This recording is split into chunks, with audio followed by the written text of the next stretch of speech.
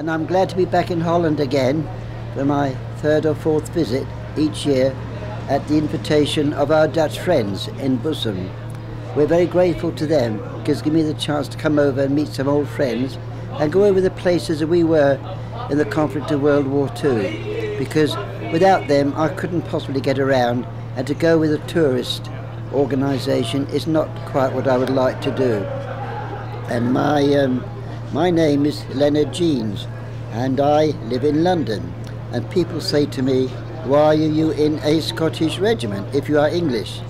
Well, my county regiment was in Kent, where my family lived, and I was conscripted in 1943, and after basic training and advanced training up in Scotland, we then put on board as combat soldiers to a big ship called the Queen Mary in Liverpool. And we were waiting for a convoy to form up at the beginning of June to take us over to the Far East, where my regiment, English regiment, was based.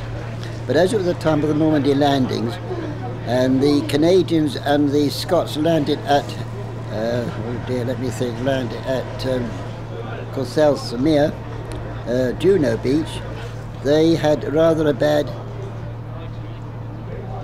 advance.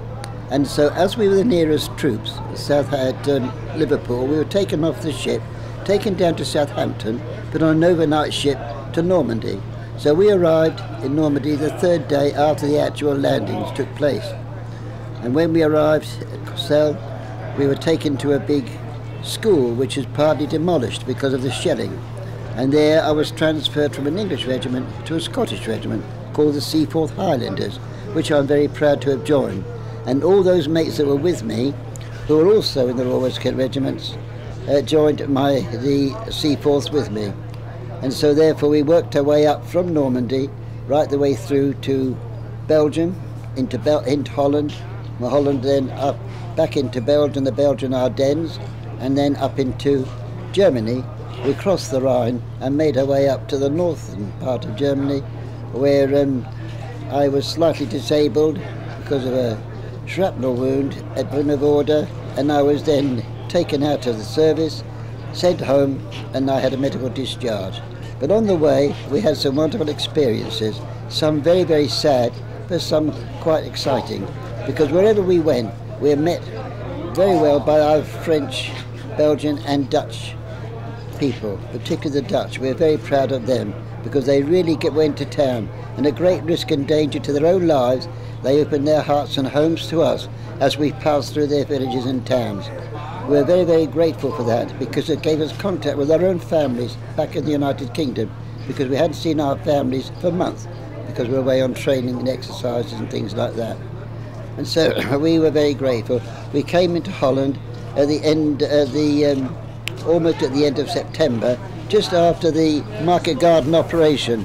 We should have been up with Market Garden, but we were asked to try to open up the port of Le Havre because we needed a deep water port for all the heavy ships to come in to feed us with supplies, manpower, etc. Because all our supplies were still having to come up from Arromanches down in Normandy, and it was very, very difficult because this harbour at Arromanches had to supply not only English but the Americans, Canadians, French and other allies that helped us. Unfortunately, the two harbours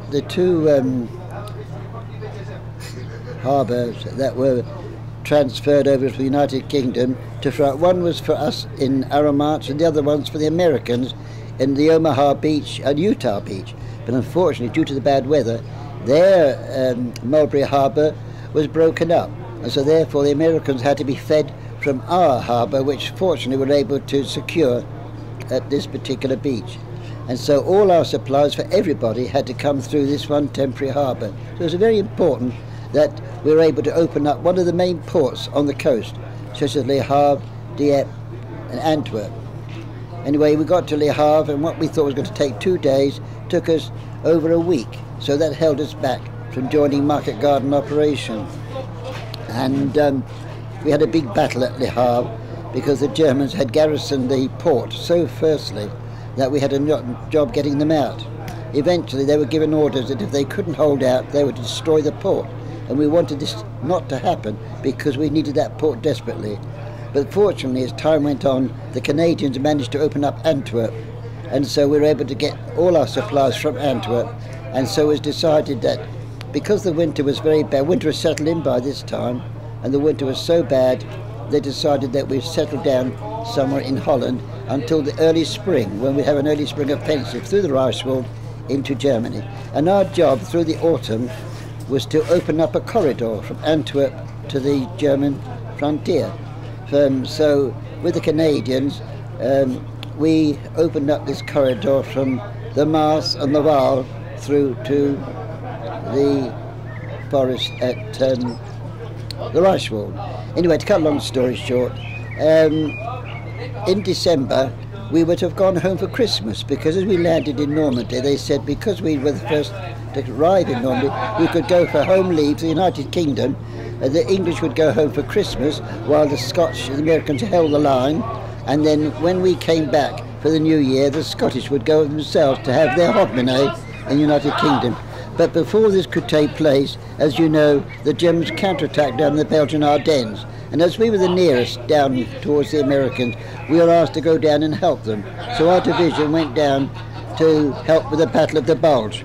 But by the time we got down there, the Americans had got things pretty well under control. And we were instructions to come down, sit on the fence, and if they needed us, they'll holler. But they never hollered. But we just had a matter of mopping up after the Americans had done most of the clearing of the Ardennes. And so when in mid-January we managed to get back to Holland, and we went on home leave then, the end of January, and we were very grateful for this, because we hadn't seen or heard from our families since it was so strong. And I had a week at home, and then we came back. I came back in mid-February, and we joined my regiment at the Reichswald, which was dug in there. And we had hoped to be only there for a few days before moving on to the German Rhine through Goch and Klein. But unfortunately, just like the end of Market Garden, the Germans had breached the dikes at Holland and flooded the island, so we got stranded. And it took us some time to get back to Nijmegen. We took part in the Market Garden operation. We were sad it was a failure, but in the end we managed to get through the Reichswald, and we got to the Rhine, the River Rhine, and we were lucky, a particular regiment, because we were at the end of the line, so we didn't get any opposition much from the Germans. We managed to cross the River Rhine in about 8 minutes on flat boats, which came out from Nijmegen. Again, the Germans had breached the dikes and the area was quite flooded, but we managed with our own boats that came up from Normandy, were brought up from Normandy. We crossed the Rhine in these ducks, as they were called. And we had no time. And then we got straight through. Oh, I must tell you, we helped with the liberation of Vught, the concentration camp near Den Bosch, and also we helped with the liberation of the Bergen-Belsen. And for a young person like myself, we had no experience of what we were going to see or what we would find. And it was quite upsetting when we came across these terrible scenes, particularly at Vught and at Bergen-Belsen. And the army had taught us well, they'd fed us well. A little difficulty with the Germans, but when we got to a village called Bremivorde, north of Bremen, we were crossing a field, and my Bren carrier, I was a Bren gunner, and my Bren carrier was damaged. The track of the vehicle was blown, and the truck couldn't move. We were always taught in the army then, if a vehicle was struck and damaged, don't stay in it, get out as quick as you can, because it was a target for the enemy. They'd bring enemy fire down, because they knew if there was 1 or 2 carriers in the area, then other allies would be there as well. So I crawled to a ditch, and as I was crawling away, I felt a thud on the heel of my boot, and suddenly severe pain in my right knee. And I suddenly realised that either been hit by a bullet or a piece of shrapnel. It turned out to be a bit of shrapnel. And we laid in the ditch until the shelling stopped. And then when the shelling stopped, 2 people came from across the field on the other side of the hedge.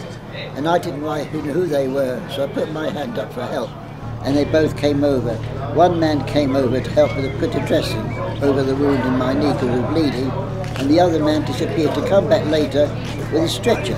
They put me on the stretcher, took me to the farmhouse, and then I was put on a special transport, taken to Kandakursi airfield, and then put on a Dakota and flown down to Brussels to the British Military Hospital, one of our British Military Hospital, for surgery.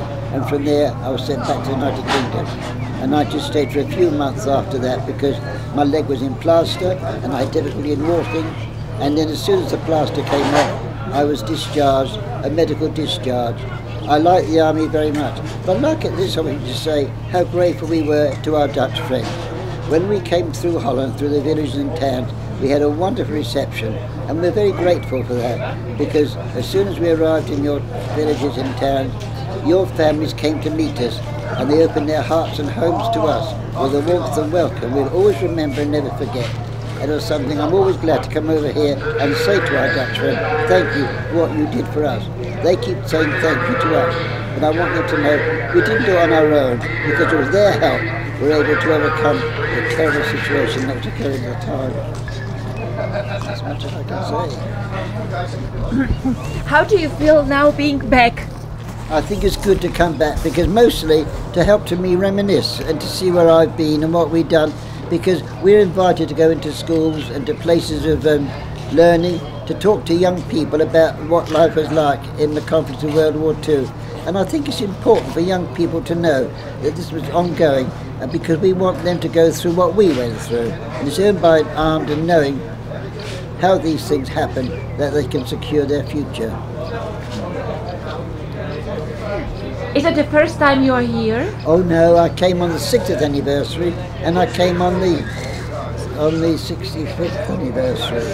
And I couldn't manage it. Thankfully we've got some very good Dutch friends who look after and help us to get around, so I'm very grateful for that. And we get a wonderful reception, so splendid. We can't say the same in Germany, and the French were very good to us as well. But we felt more at home and more relaxed with our Dutch friends here, because we spent more time in Holland waiting for things to happen than rather in France. In France it was more or less pushing through as quick as we can to try to get up to relieve the people in Belgium and Holland.